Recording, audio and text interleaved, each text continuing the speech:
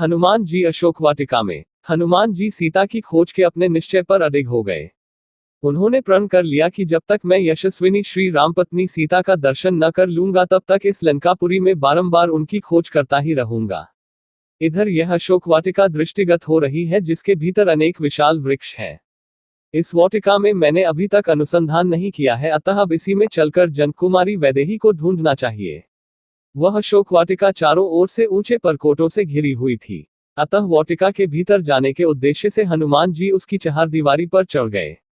चहारदीवारी पर बैठे हुए उन्होंने देखा कि वहां साल, अशोक, नींब और चंपा के वृक्ष भली भांति खिले हुए थे। बहुवार, नागकेसर और बंदर के मुंह की भांति लाल फल देने वाले आम भी पुष्प मंजरियों से सुशोभित हो रहे थे।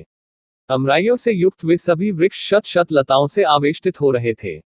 हनुमान जी प्रत्यंचा से छूटे हुए बाण के समान उछले और उन वृक्षों की वाटिका में जा पहुंचे। वह विचित्र वाटिका स्वर्ण और रजत के समान वर्ण वाले वृक्षों द्वारा सब ओर से घिरी हुई थी और नाना प्रकार के पक्षियों के कलरव से गुंजायमान हो रही थी। भांति भांति के विहंगमों और मृग समूहों से उसकी विचित्र शोभा हो रही थी। वह विचित्र काननों से अलंकृत थी और नवोदित सूर्य के समान अरुण रंग की दिखाई देती थी। फूलों और फलों से लदे हुए नाना प्रकार के वृक्षों से व्याप्त हुई उस अशोक वाटिका का मतवाले कोकिल और भ्रमर सेवन करते थे। मृग और द्विज पक्षी मदमत हो उठते थे। मतवाले मोरों का कलनाद वहां निरंतर गूंजता रहता था। वाटिका में जहां तहां विभिन्न आकारों वाली बावड़ियां थीं जो उत्तम जल और मणि में सोपानों से युक्त थी। जल के नीचे की फर्श स्फटिक मणि की बनी हुई थी और बावड़ियों के तटों पर तरह तरह के विचित्र सुवर्ण में वृक्ष शोभा दे रहे थे। उनमें खिले हुए कमलों के वन, चक्रवाकों के जोड़े, पपीहा, हंस और सारस वहां की शोभा बढ़ा रहे थे। उस अशोक वाटिका में विश्वकर्मा के बनाए हुए बड़े बड़े महल और कृत्रिम कानन सब ओर से उसकी शोभा बढ़ा रहे थे। तदंतर महाकपि हनुमान ने एक सुवर्णमय शिंशपा अशोक वृक्ष देखा जो बहुत से लतावितानों और अगणित पत्तों से व्याप्त था तथा सब ओर से सुवर्णमयी वेदिकाओं से घिरा था। महान वेगशाली हनुमान जी उस अशोक वृक्ष पर यह सोचकर चढ़ गए कि मैं यहीं से श्री रामचंद्र जी के दर्शन के लिए उत्सुक हुई विदेहनंदिनी सीता को देखूंगा जो दुख से आतुर हो इच्छानुसार इधर उधर आती होंगी।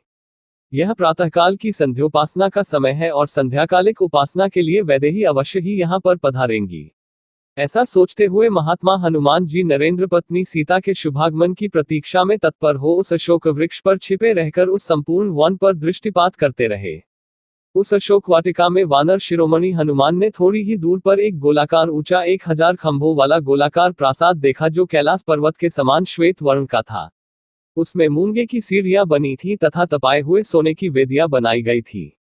उनकी दृष्टि वहां एक सुंदरी स्त्री पर पड़ी जो मलिन वस्त्र धारण किए राक्षसियों से घिरी हुई